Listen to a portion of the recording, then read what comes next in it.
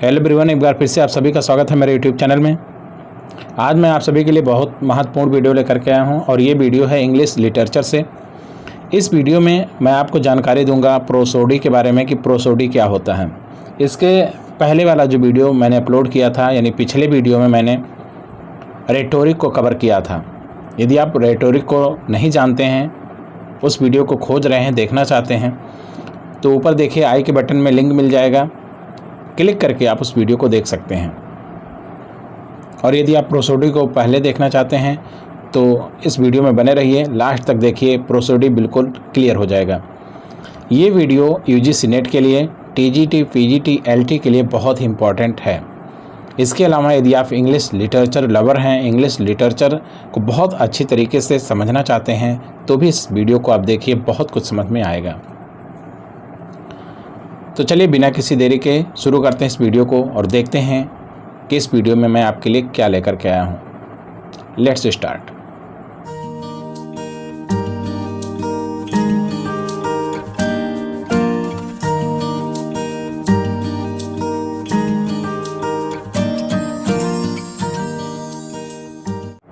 तो जैसे आप यहाँ देख पा रहे हैं, व्हाट इज़ प्रोसोडी। प्रोसोडी क्या है, हम इस वीडियो में देखेंगे। तो यहाँ पर इसके बारे में थोड़ी सी जानकारी दी गई है। Prosody is derived from an ancient Greek word that meant a song accompanied by music.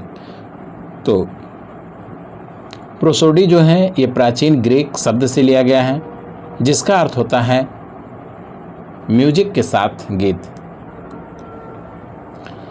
It is particular tone, इसमें एक पार्टिकुलर विशेष सुर होता है, कह सकते हैं एक्सेंट होता है, जिसको हम उच्चारण कहते हैं, या फिर उसका लय होता है। Given to an individual syllable. अब आपको बहुत अच्छी तरीके से बताया जाएगा कि सिलेबल क्या होता है। जब तक आप सिलेबल नहीं समझेंगे तब तक ये वीडियो नहीं समझ पाएंगे।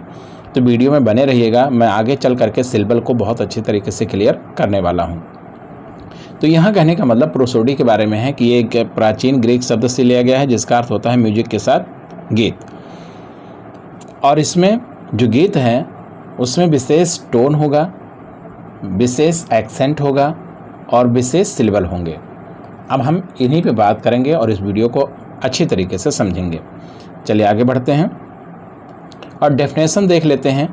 प्रोसोडी के बारे में डिफरेंट टाइप के आपको डेफिनेशंस मिल जाएंगे। मैं यहाँ आपके लिए 3 डेफिनेशन लेकर के आया हूँ और बहुत इंपॉर्टेंट डेफिनेशंस हैं। यदि आप लिखना चाहें तो लिख सकते हैं, और वीडियो पास करके स्क्रीनशॉट लेना चाहते हैं तो वो भी कर सकते हैं। अच्छी तैयारी के लिए आप नोट बनाइए, स्क्रीनशॉट लीजिए और रिपीट करते रहिए।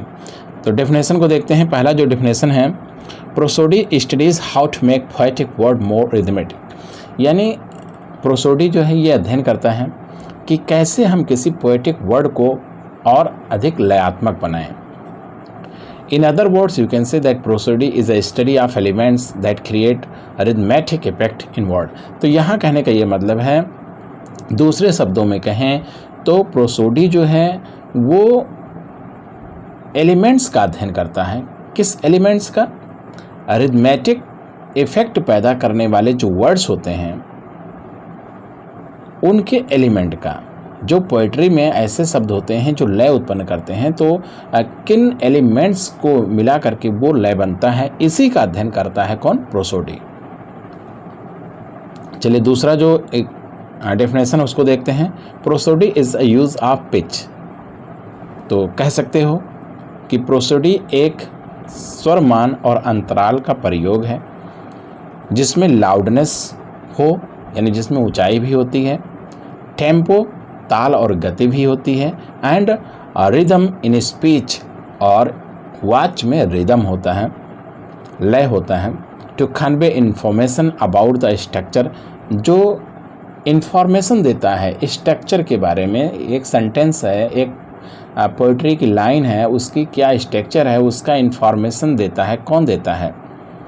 प्रोसोडी देता है। And meaning of an utterance. तो यहाँ पर कोई कथन कहा गया है, कोई पोएटिक लाइन है, उसका जो अर्थ है उसके बारे में, और उसमें जो इन्फॉर्मेशन दिए गए हैं उसके बारे में जो वाच्य कहा जा रहा है उसको रिदमेटिक तरीके से पेश करना, उसमें लाउडनेस रखना, उसमें टेम्पो यानी ताल और गति रखना, और उसमें पिच रखना यानी स्वर मान रखना या अंतराल रखना। इन्हीं सब का जो है सही प्रयोग ही प्रोसोडी कहलाता है। समझ गए होंगे आप। The study and the actual use of meters and forms. तो यहाँ कहा जा रहा है कि मीटर और फॉर्म का उचित प्रयोग का अध्ययन करना ही, और किसका अध्ययन करना? वर्सिफिकेशन। वर्सिफिकेशन मीन्स होता है छंदो व्यवस्था। तो कोई पोएट्री की लाइन है, उसमें कौन सा मीटर यूज हुआ है, कौन सा फॉर्म यूज हुआ है, यही सब का अध्ययन करने वाले विज्ञान को ही प्रोसोडी कहते हैं। इन्हीं सब के बारे में अध्ययन करने को ही प्रोसोडी कहा जाता है। अब आप समझ गए होंगे। Prosody improved the study of meter. अब प्रोसोडी का अध्ययन क्यों किया जाता है? पोएट्री का एकदम साफ जाहिर है कि प्रोसोडी का अध्ययन हम पोएटिक लाइन को और अधिक लयात्मक बनाने के लिए, और अधिक प्रभावी बनाने के लिए, और अर्थपूर्ण बनाने के लिए, उसकी संरचना में सुधार करने के लिए करते हैं। और ये क्या किया है? जो मीटर यूज होता है हमारे पोएटिक लाइन में, उसको बहुत अधिक संशोधित किया है। मैट्रिकल फॉर्म, जो छंद रूप यूज होता है पोएटिक लाइन में, उसमें भी बहुत सुधार किया है। And its uses in different genre, और बहुत सी रचना पद्धतियों में जो इसका यूज हुआ है उसमें भी काफ़ी सुधार हुआ है। किससे? प्रोसोडी के द्वारा। लाइक द लिरिक, जैसे कि लिरिक हो, एपिक हो, और द ड्रामेटिक वर्स हो। चाहे ड्रामेटिक वर्स की बात की जा रही है, या एपिक की बात की जा रही है, या लिरिक की बात की जा रही है, जितनी भी विधाएं हैं कविताओं की, पोएट्री की, उन सब में मीटर को, मैट्रिकल फॉर्म को और डिफरेंट जेनर्स में काफ़ी सुधार किया है। किसने? प्रोसोडी ने। Elements of prosody. अब यहाँ देखते हैं कि प्रोसोडी में कौन कौन से एलिमेंट रखे जाते हैं। हमें इस वीडियो में किन किन एलिमेंट्स का अध्ययन करना है। प्रोसोडी तो आप जान गए कि एक अध्ययन है। किसका अध्ययन है? स्वर का, रचना का और ताल का। किसी पोएटिक लाइन में कैसे करते हैं, इसी को ही प्रोसोडी कहते हैं।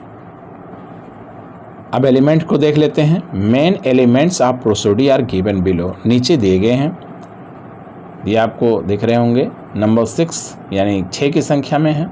तो पहला है वर्सिफिकेशन, जिसका हिंदी अर्थ होता है छंदो व्यवस्था। दूसरा है मीटर, तीसरा है फुट, और चौथा है सिलेबल, और पांचवा है स्टैंजा फॉर्म्स, और नंबर 6 है मैट्रिक लाइन्स। तो आप देख सकते हैं कितने एलिमेंट्स हैं। एक बार फिर से रिपीट कर लीजिए। एलिमेंट्स हमारे 6 हैं। ये कौन से एलिमेंट्स हैं? ये आपके प्रोसोडी के एलिमेंट्स हैं। एलिमेंट्स को हम फिर से देखते हैं। नंबर 1 है वर्सिफिकेशन, नंबर 2 है मीटर, एंड नंबर 3 है foot, and number 4 syllable, and number 5 stanza forms, and number 6 metric lines. तो नंबर 1 देखते हैं, वर्सिफिकेशन किसे कहते हैं? छंदो व्यवस्था। The art of composing poems is called वर्सिफिकेशन।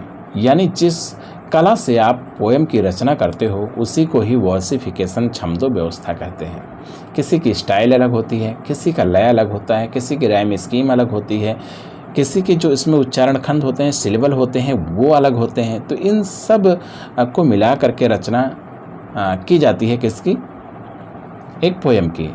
तो इन्हीं सभी व्यवस्था को हम क्या कहते हैं? वर्सिफिकेशन कहते हैं। The versification happens when something is turn on into a poem. जब किसी चीज को कविता में पिरोया जाता है तो वहीं पर वर्सिफिकेशन होता है। समझ गए होंगे। अब दूसरा हम मीटर को देखते हैं।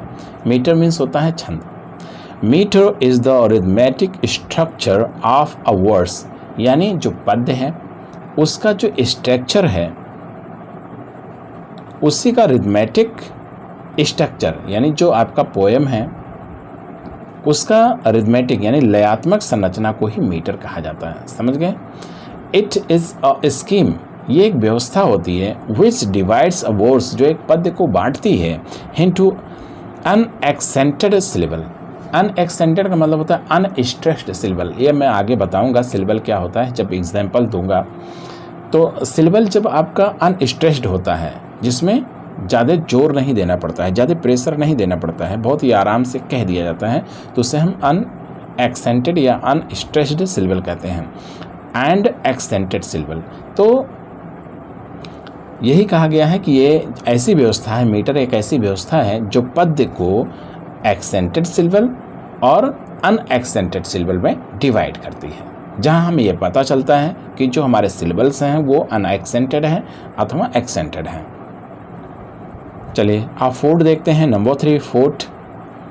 फूट is a combination of unaccented and accented syllables. ये भी सेम है, इसके पहले जो मैंने देखा मीटर, उसमें भी यही अनएक्सेंटेड और एक्सेंटेड की व्यवस्था थी।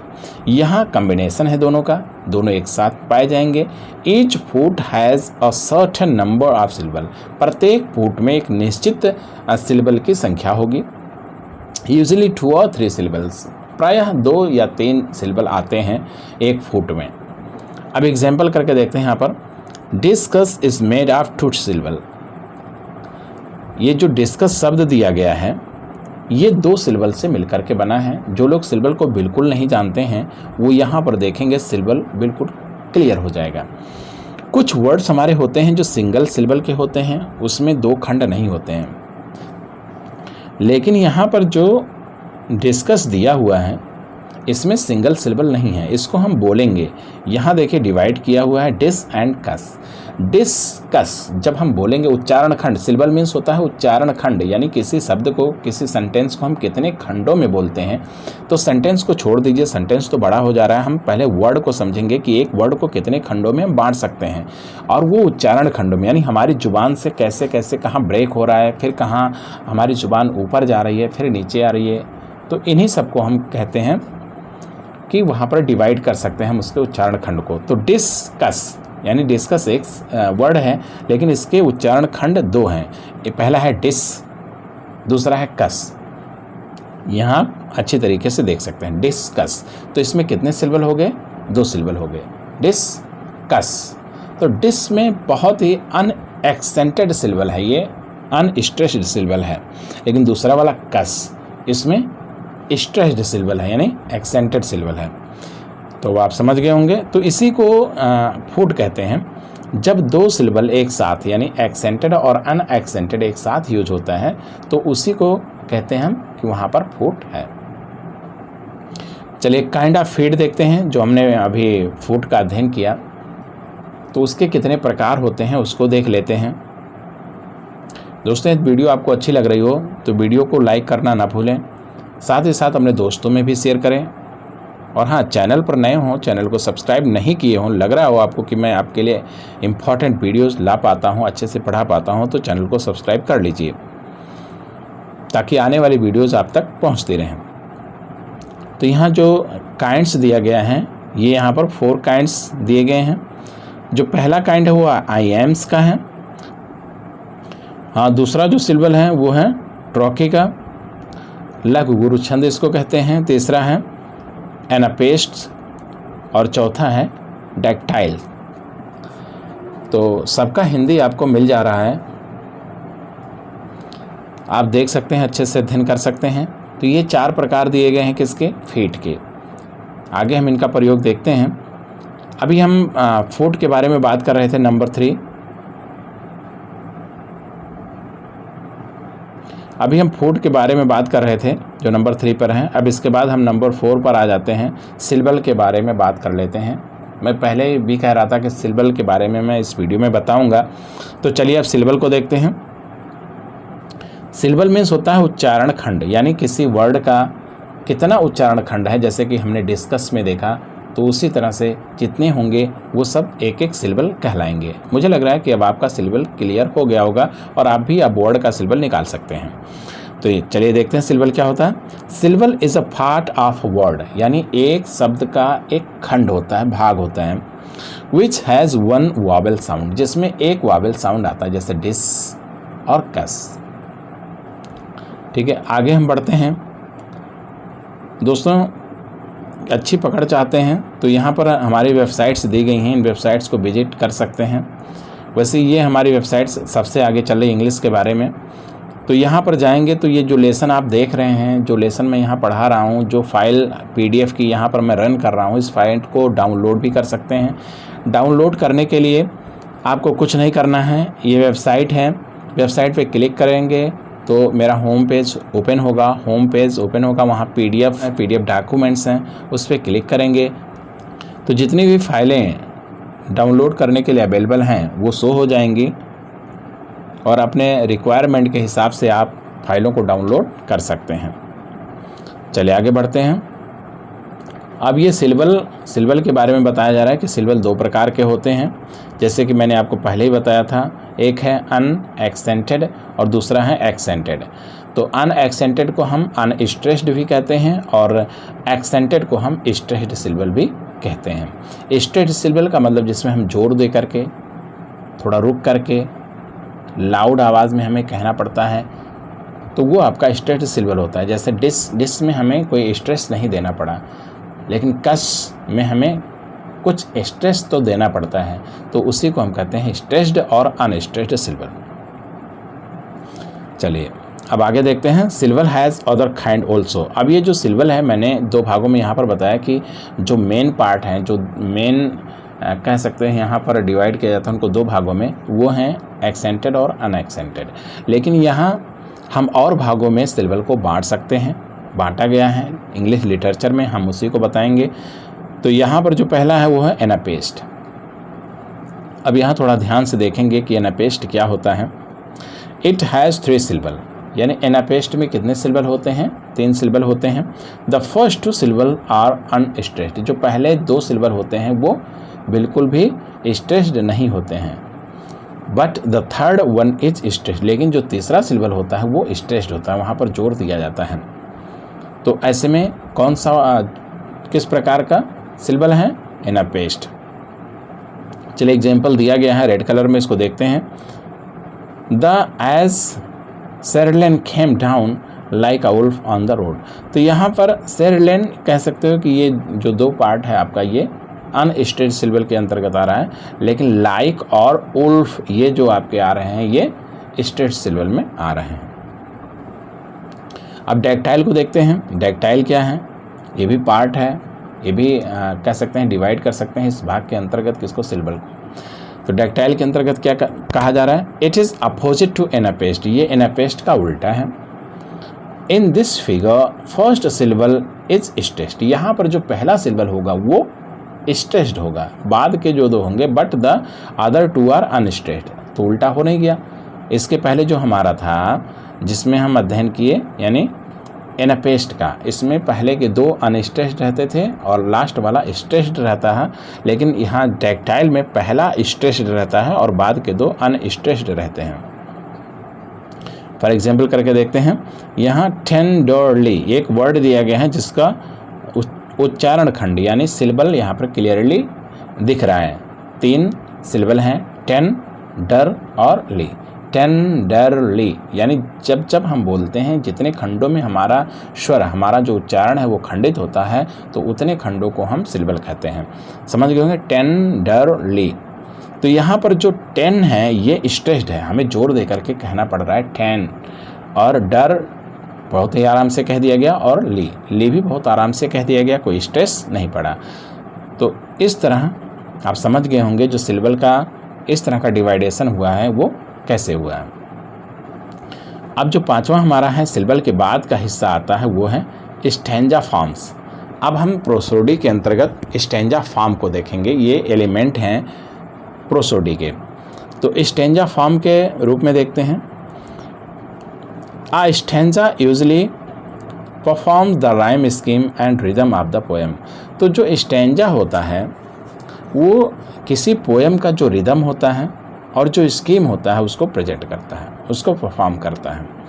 It is a set of lines in a poem. तो स्टैंजा क्या होता है? पोएम की लाइनों का एक सेट होता है। कभी कभी 3 लाइन का, कभी 4 लाइन का, कभी 6 लाइन का स्टैंजा बन जाता है।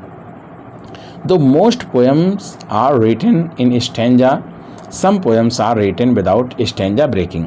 तो यहाँ पर कहा जा रहा है कि बहुत सी कविताएं ऐसी हैं जिनको हम स्टैंजा में अध्ययन कर सकते हैं, लिखी भी जाती हैं, और कुछ ऐसी हैं जो बिना स्टैंजा ब्रेक के ही लिख दी जाती हैं। एक ही स्टैंजा में सब कुछ कह दिया जाता है। Stanzas give structure to poem, यानी जो स्टेंजा हमारा होता है, जो इसका स्ट्रक्चर होता है, वही पोएम के स्ट्रक्चर को डिसाइड करता है। Main forms of stanza are given below. तो यहाँ पर जो स्टेंजा है, स्टेंजा को भी कई भागों में डिवाइड किया जाता है। जो मेन पार्ट्स हैं इसके, हम उसके बारे में चर्चा कर लेते हैं। कपलेट, पहला है कपलेट। कपलेट मीन्स होता है दोहा। दोहा का मतलब 2 लाइनें होती हैं। हिंदी में आप तो दोहा पढ़े ही होंगे, तो बताने की ज़रूरत नहीं है, दोहा आप क्लियर हो गया होगा। In poetry a couplet is a pair of lines in words, यानी पद्य की 2 लाइनों की जोड़ी होती है। Typically they rhyme and have the same meter और रिदम। तो इनकी जो रिदम होती है, इनका जो मीटर होता है वो लगभग सेम रहता है और कभी कभी सेम नहीं भी रहता है। They make up a unit और कंप्लीट थाट, और इन 2 लाइनों में ही पूरा का पूरा जितना विचार होता है, जितना थॉट होता है, वो दे दिया जाता है। अ rhyming couplet is 2 similar lines of poetry, यानी कविता की 2 समान लाइनें होती हैं जो राइमिंग कपलेट होती हैं, एक जैसा राइम उसमें होता है। And ends on the same sound, और सेम साउंड पर जा करके एंड होती हैं। Let's see a rhyming couplet example. यहाँ पर हम राइमिंग कपलेट एग्जाम्पल, यानी कपलेट जो है उस कपलेट का एग्जाम्पल देखते हैं। तो यहाँ पर एग्जाम्पल दिया गया है। कितनी लाइनें हैं? ये 2 लाइनें हैं। ये 2 लाइनें आपके कपलेट हैं। अब इसमें हम देखते हैं कि कैसे सिलेबल्स मिल रहे हैं, यानी इसमें भी 6 सिलेबल्स हैं, इसमें भी 6 सिलेबल्स हैं। अब यहाँ देखिए, she was a little, little में 2 सिलेबल है, इसलिए इसको 2 भागों में बांट दिया गया, जबकि टेंस में 1 ही सिलेबल है। तो कुल मिलाकर के आप देखिए 1 2 3 और टाइटल में 2, तो 3 2 5 और ये 6, तो 6 सिलेबल हो गया इस सेंटेंस में। अब आप समझ रहे होंगे सिलेबल का कमाल। यहाँ भी देखते हैं 1 2 3 4 5 और 6, इसमें 1 ही 1 सिलेबल है सारे वर्ड्स में। जैसे यहाँ लिटिल, लिटिल में 2 सिलेबल आ रहा, लिटिल, लेकिन और किसी में 2 सिलेबल नहीं आ रहे हैं। तो इस तरह से आप समझ गए होंगे कि जो दोहा होता है वो पद्य की 2 लाइनें होती हैं, जिसमें मीटर होता है, राइम स्कीम होती है। फॉर एग्जाम्पल करके देखते हैं। यहाँ पर ये एग्जाम्पल लिया गया है मिडसमर नाइट्स ड्रीम से, जो विलियम शेक्सपियर की रचना है।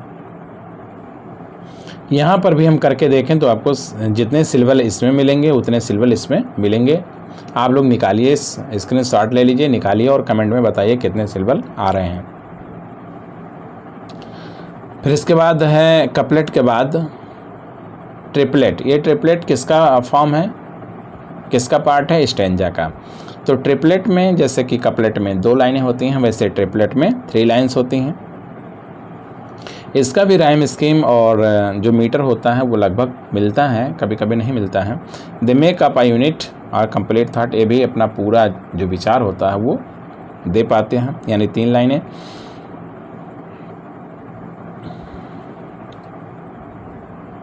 अब यहाँ पर देखते हैं एक 6 लाइन की पोएम है, the eagle, Alfred Lord Tennyson का है। इसमें हम इसको क्लियरली देखते हैं जो ट्रिपलेट है वो कैसे काम कर रहा है और ट्रिपलेट किसे कहते हैं। तो यहाँ देख रहे हैं जो लाइनें हैं ट्रिपलेट की, ये 3-3 लाइन की एक स्टेंजा बनी हुई है, तो इसी को हम कहते हैं ट्रिपलेट। और इन तीनों लाइनों में जो आपके सिलेबल आ रहे हैं वो कितने आ रहे हैं? 7 सिलेबल्स आ रहे हैं। कैसे? जैसे he clasps the crag with crooked hands. अब आप देखिए तो इसमें कितने सिलेबल हो गए? He clasps the crag with crooked hands, तो 3 और 3 6 और 1 7। क्लियर ना हो रहा हो तो एक बार फिर से हम देखते हैं। जैसे ही 1 हो गया, क्लैप्स 2 हो गया, द आपका 3रा हो गया और क्रैक 4था हो गया, विद 5वां हो गया, क्रूक्ड 6वां हो गया और हैंड्स 7वां हो गया। तो इस तरह से 7 सिलेबल्स हैं। क्लियर हो गया होगा। तो इसी को ही हम कहते हैं ट्रिपलेट। आगे हैं ट्रेजरा रीमा। तो दोस्तों इस वीडियो में इतना ही, आगे तो अभी और है इस पीडीएफ में। पीडीएफ लंबा है, पूरा प्रोसीडी का लेसन है, लंबा है, एक वीडियो में कवर करेंगे तो काफ़ी बड़ी वीडियो हो जाएगी और आप ऊब जाएंगे। तो एक वीडियो में मैं इसको कवर नहीं कर रहा हूँ, एक और वीडियो ला रहा हूँ। नेक्स्ट वीडियो आपका इसके आगे के पार्ट पर बनेगा। तो यदि आप देखना चाहते हैं उस वीडियो को तो कमेंट में ज़रूर बताइएगा, मैं जल्दी बनाऊँगा उसको। और हाँ, एक बार फिर से कहता हूँ, यदि आप चैनल पर नए हैं, चैनल को सब्सक्राइब नहीं किए हैं तो चैनल को सब्सक्राइब करके बेल आइकन प्रेस करके ऑल नोटिफिकेशन ऑन कर लीजिएगा, ताकि हमारी वेबसाइट पर जितने भी पोस्टेस आपके लिए डाले जाएं, वीडियो डाले जाएं या फिर लाइव आऊँ, वो सब का नोटिफिकेशन आपको मिलता रहे। और चलते चलते यदि आप वीडियो को पसंद करते हैं, वीडियो अच्छी लगी हो तो वीडियो को लाइक कर दीजिए और अपने दोस्तों में ज़रूर शेयर करिए।